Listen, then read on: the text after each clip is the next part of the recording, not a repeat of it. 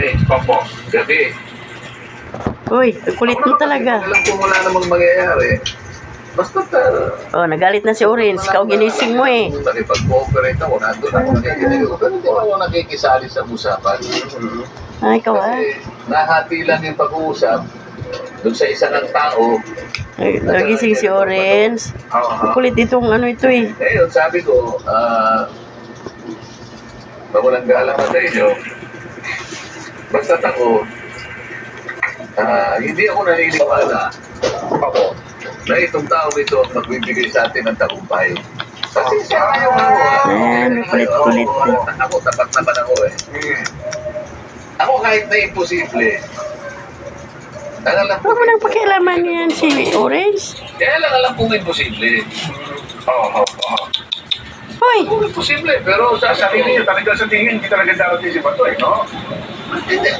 Alam kong gusto niya dumating. Ang problema ko, paano siya makakarating? So, paano naghahanap pa lang niya.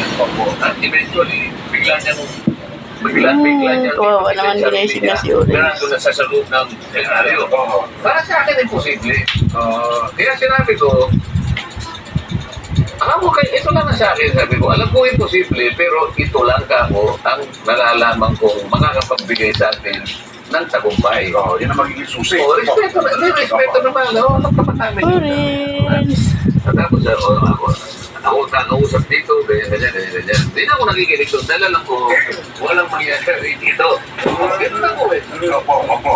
Hindi na pala ako, wala naman ako mangyayari. Kaya nung umalis na ako, actually, nauna ako umalis, sabi ko. Pinuntahan ko si Senator Bongo na nakaupo doon sa malayo. Senator Bong, mauna na ako, sabi ko. Kagaya ng sinabi ko sa'yo, wala tayong pag-asa. Yung sinasabi niyo na Makukuha yung majority. hindi, meron kami plan B eh.